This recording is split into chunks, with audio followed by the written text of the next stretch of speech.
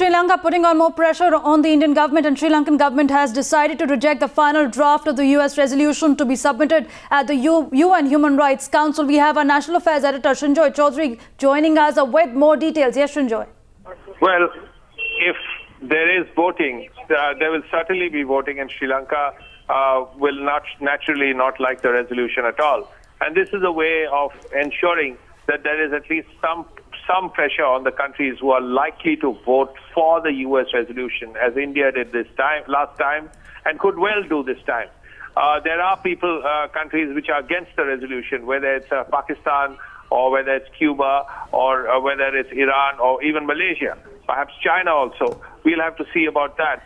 But this really is a way of putting pressure on all the countries that are likely to vote for the resolution, and there are many who will support the American point of view. As this, of course, is a way of saying that, look, Sri Lanka is not really responsible for all this, and the important thing is to look ahead, have to have a lasting peace, and so on. But this is something you would expect from Sri Lanka, because they don't want another resolution where the votes would go against them.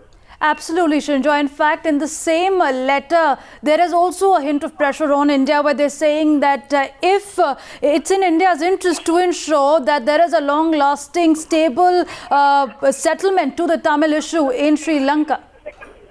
Yes, the point is, and the Sri Lankans also realize it very well, that if India does not support this US resolution, then what does it really amount to? Every country can support it, but if the Indian side does not do it, because the Tamil issue is really in some senses an Indian issue, that's at least how the world sees it. And if that happens, and if India does not support the American resolution, what kind of value does the resolution have?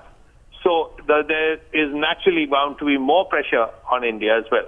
But even as Lanka is putting the pressure on India, Srinjoy, there are backroom negotiations going on in terms of finalizing that draft. What does the India stand as of the moment? Well, there are certain amendments. We heard from the highest sources that certain amendments were being worked out. We know that the word genocide is not likely to be there. There will be talk of an election, especially in the northern areas which are Tamil dominant of Sri Lanka. There will also be a clear talk about an independent probe. It may not be an international probe, but an independent probe that will be mentioned. So these are 3 or 4 important things that are bound to be there.